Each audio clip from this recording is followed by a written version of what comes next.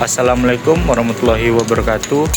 Saya Reza Septian dari Fakultas Teknik, jurusan Teknik Mesin. Saya dengan NIM 2307013514.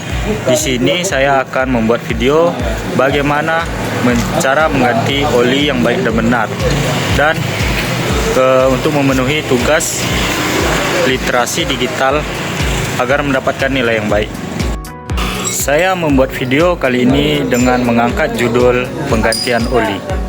Penggantian oli sangat perlu dilakukan pada kendaraan-kendaraan yang menggunakan sistem transmisi. Sistem transmisi sangat membutuhkan oli sebagai pelumasan untuk lapisan utama saat kendaraan beroperasi. Kendaraan beroperasi menggunakan gear-gear yang saling berinteraksi. Maka interaksi ini sangat diperlukan pelumasan agar mengurangi gaya gesek pada mesin. Baik, tanpa berlama-lama langsung saja kita ke tutorial cara mengganti oli yang baik dan benar. Terus ikuti saya dalam kegiatan ini. Baik, saya di sini akan memberikan teori atau penjelasan tentang oli. Oli biasanya digunakan pada kendaraan bermotor yang menggunakan sistem transmisi. Sedikit informasi tentang transmisi. Transmisi adalah alat pentransfer gaya dari putaran mesin ke ban. Jadi pada sistem transmisi ini sangat dibutuhkan yang namanya pelumas. Pelumasan dalam kendaraan diperlukan untuk mencegah kehausan, karena pelumasan berguna untuk memberikan lapisan pada sistem transmisi yang berupa gear. Biasanya gear langsung berinteraksi antar gear juga. Maka dari itu diperlukannya pelumasan. Jika tidak ada pelumasan dalam kendaraan, maka dapat dipastikan umur pada transmisi tersebut hanya sangat cepat rusak bisa dibilang, dan masa pakai pada kendaraan tersebut juga berpengaruh pada performanya. Maka dari itu penggantian oli secara berkala sangat dibutuhkan. Indikator penggantian oli dapat kita lihat pada umumnya penggantian oli dilakukan setelah mencapai 3000 km. Jika sudah mencapai 3000 km, maka sebaiknya segera lakukan penggantian oli. Jika tidak, maka akan menyebabkan penurunan performa pada sepeda motor.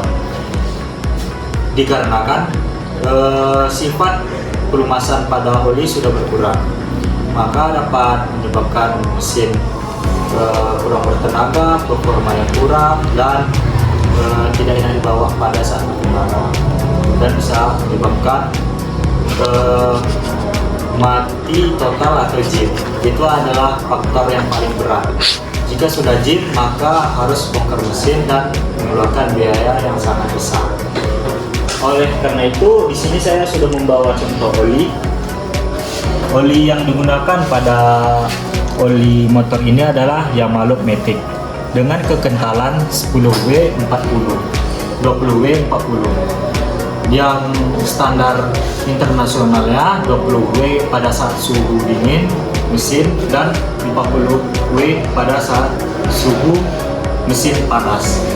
Maka dari itu oli ini saya gunakan untuk mengganti oli pada motor ini, karena motor ini sudah mencapai 3000 km lebih kurang masa pakai. Oke, baik, langsung saja kita pada penggantian oli pada motor ini dan bagaimana cara mengganti oli yang baik dan benar. Ayo, langsung kita ganti. Baik, sebelum membongkar kita perlu alat dan bahan. Alat yang digunakan adalah corong. Ini untuk penuangan oli nanti agar tidak tumpah-tumpah. Yang kedua, kunci 12. Ini berguna untuk membuka baut pembuangan pada motor. Yang ketiga, tang berfungsi untuk membuka baut tempat masuknya oli. Yang keempat, ini bahan yang kita gunakan adalah oli baru ya. Oli harus dipastikan oli yang digunakan adalah oli ori atau oli bawaan pabrik, karena jika tidak, oli palsu banyak beredar pada pasaran, dan oli palsu ini dapat menyebabkan motor ngejim dikarenakan pelumasan yang tidak baik dan bahan-bahan satuan bahan kimianya yang tidak bagus untuk mesin motor. Dia akan menyebabkan pengendapan jika sudah dipakai lama dan dapat membuat kerak-kerak pada dinding-dinding blok motor. Dan yang keempat itu bekas tempat oli untuk penampungan oli bekasnya. Langsung saja kita dalam proses pembukaan. Yang pertama yaitu membuka tutup tempat masuknya oli dengan menggunakan tang.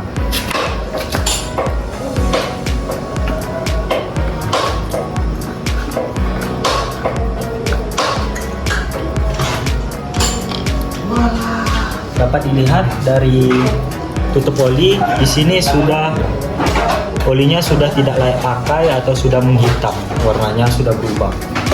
Oli yang baik adalah oli yang bening warnanya. Lalu kita buka baut pembuangan. Baut pembuangan harus dipastikan dengan tempat jatuhnya oli nanti agar tidak berserakan.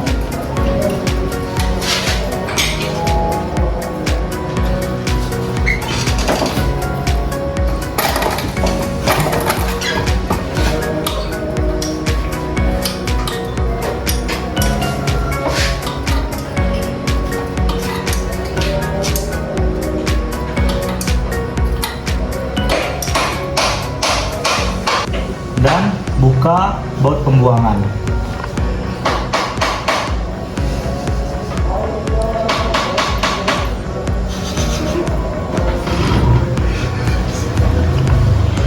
Dan jika sudah dibuka bautnya, lalu tunggu oli bekas keluar semua dan tutup kembali. Oli bekas ini jangan dibuang sembarangan karena dapat menyebabkan pencemaran lingkungan dan tidak baik untuk ekosistem pada alam.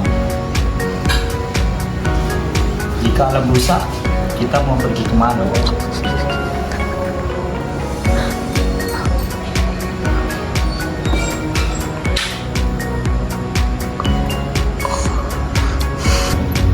Baik, setelah semua oli bekas pada mesin yang penggantian sebelumnya sudah keluar semua, maka kita pasang kembali baut penutup pembuangan.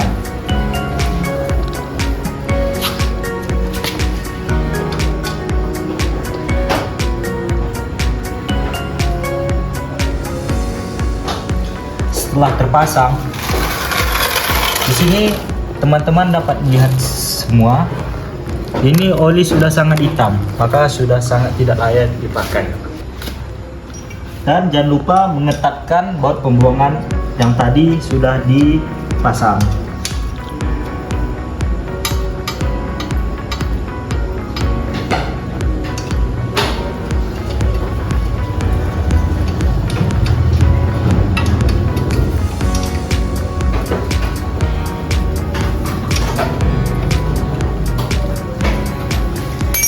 Setelah itu kita masukkan oli yang baru.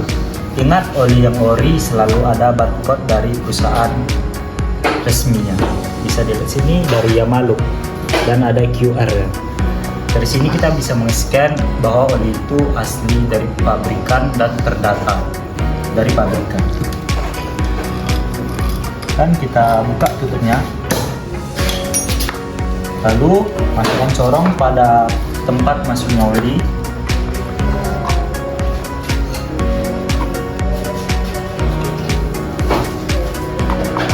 Jika sudah, masukkan oli ke dalam mesin.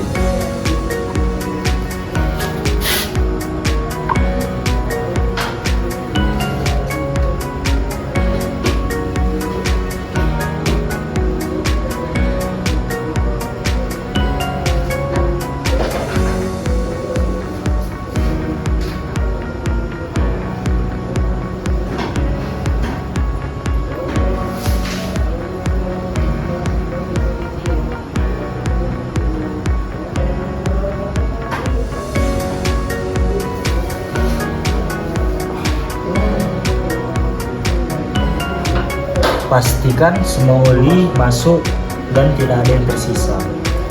Karena mesin ini menggunakan oli berkapasitas 800 mili, maka dari itu 800 mili harus masuk ke dalam mesin.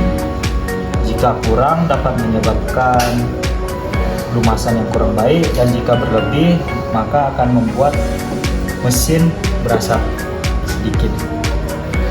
Lalu terakhir kita pasang penutup indikator oli tempat masuknya.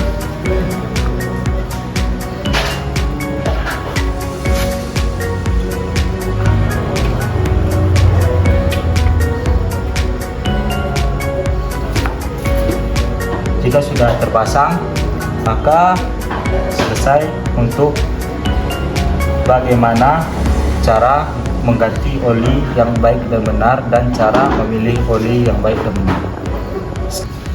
Baik, dengan selesainya saya mempraktikkan cara mengganti oli, maka selesai juga video ini. Video ini bertujuan untuk mengedukasi bagaimana caranya mengganti oli yang baik dan benar, dan cara memilih oli yang baik dan benar. Dikarenakan kendaraan tidak dapat dipungkiri bahwa kita sangat membutuhkan kendaraan, baik itu untuk pergi bekerja atau beraktivitas sehari-hari. Maka sekian dari video ini, semoga video ini dapat bermanfaat bagi kita semua. Dan saya Reza Septian dari Teknik Mesin mengundurkan diri. Assalamualaikum warahmatullahi wabarakatuh.